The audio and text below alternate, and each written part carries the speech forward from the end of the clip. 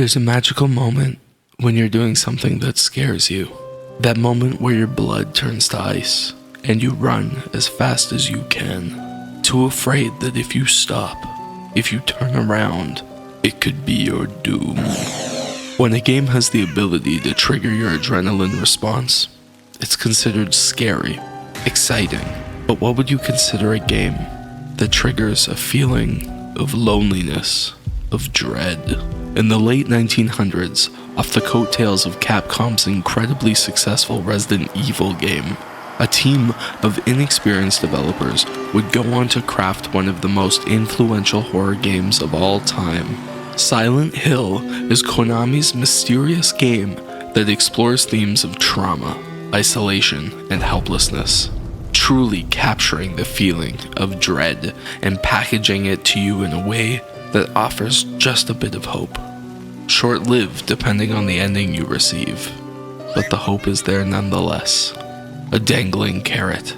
Drawing from an incredible well of horror knowledge, such as David Lynch and Stephen King, Team Silent set out to make a game that was focused on a harrowing mental journey, instead of just giving in to cheap jump scares. Adding the concept of Ma, which is considered a space or gap, and our relation to it, Silent Hill brings the player into a temporal space in which harmony and balance is off. There is no rhythm. There is no flow. Just confusion. Simply put, this game is one that deals with the themes of loss, guilt, and past traumas. Each character seems to be in Silent Hill for some reason, and the use of environmental storytelling makes for a world that you want to keep revisiting as a game player. And I think that is what allows this game to stand the test of time, because it doesn't make its memorability from jump scares. Rather, it gives you an environment that you are inherently afraid of, a transitional space that has you questioning, should I go further? Am I even safe here? The sense of unease elevates this horror, and utilizing a score that blends industrial sounds with decaying instruments feels fitting. I look forward to trying out the new Silent Hill 2 remaster coming out at the end of the year, and I hope we can see more games that take a chance by making things weird and scary and make them not make sense, because the fun, for someone like me, is finishing a game and getting many questions solved, but not all. Let's get into the story. Harry Mason and his adopted daughter Cheryl are driving in the dead of night when a figure appears in the middle of the road. In an effort to avoid hitting the person, Harry swerves the car and crashes it, and when he awakes, Cheryl is missing, and Harry is left alone in Silent Hill. As he sets off into the fog that shrouds the town, he sees his daughter, seemingly unaware of her father's presence. She delves further into the fog, and Harry chases after her. Entering an alleyway, he finds bloodshed and gore. He is attacked by figures and sent to his knees, blacking out once more. And when he awakens, he's laying on the bench in a cafe. It must have all been a bad dream. He meets Sybil Bennett, a police officer from a neighboring town, who is here to investigate. Harry and Sybil talk, and Sybil leaves Harry her gun, heading out into the fog. Left alone, Harry looks around and is met by flying monstrosities. The nightmare was real. Heading back to the alley where he thought he saw Cheryl, Harry is met with a clue on where to go next: the school. And after trying multiple ways to get there, finding several keys to help him get through, Harry unlocks a door at the back of a house and is able to gain access to the other side of Silent Hill. Arriving at the school, he solves riddles and puzzles and gains access to a clock tower. But instead of climbing up, Harry delves deep into the abyss of the tower and exits, where he's met with the school once more. But this time it's changed. It's otherworldly. Once again being met with grotesque body horror, Harry has entered the nightmare school. Cheryl tries to call him, but the communication is broken. And after destroying monstrous figures, Harry is able to leave, heading back to the streets of Silent Hill. Hearing church bells in the distance, Harry sets off to meet a crazed woman, telling him to go to the hospital. With a few more keys in hand, Harry heads to the hospital and meets Dr. Kaufman.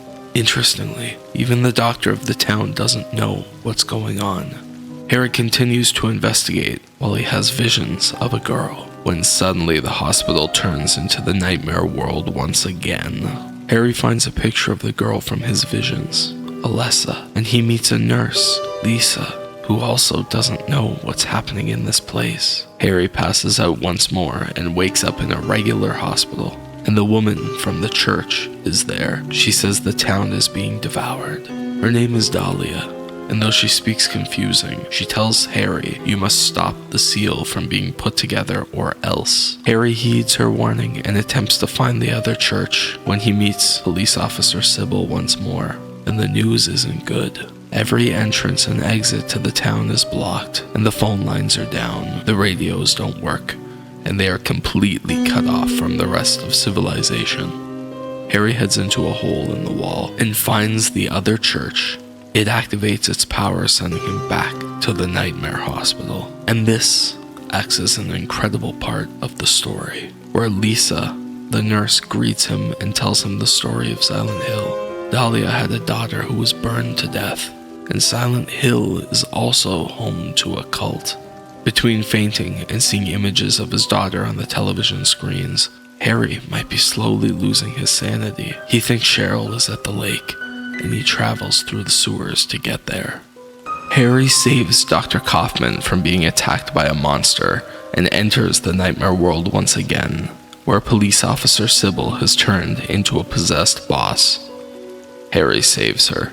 Harry is then attacked by Alessa and uses a key item received from Dahlia earlier, where a major plot point is revealed. Dahlia is the mother of Alessa and couldn't get close to her unless Harry used the key item.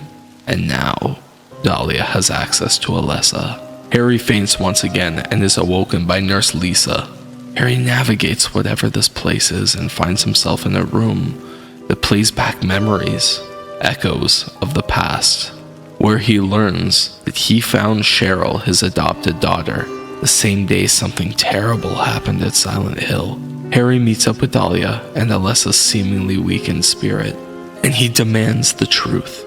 Where is Cheryl? Cheryl is Alessa.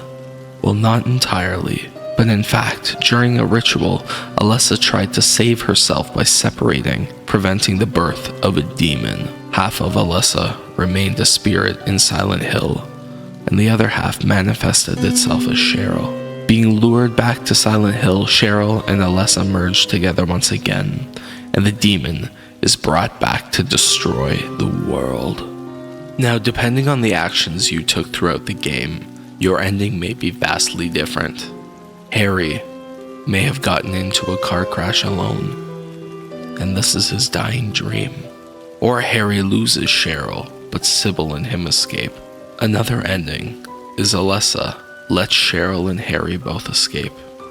And the best ending, Sybil, Harry, and Cheryl's spirit escape. There is one ending where Harry is abducted by aliens, but that's neither here nor there. And that is the story of Silent Hill 1. Hello everybody, I'm M. Fuji, and once a month I drop a video game related video. I hope you enjoyed this. Next month will be a full playthrough for Silent Hill 1. I'm M. Fuji, and I'll see you next time. Hey, subscribe. Hey, subscribe. Please.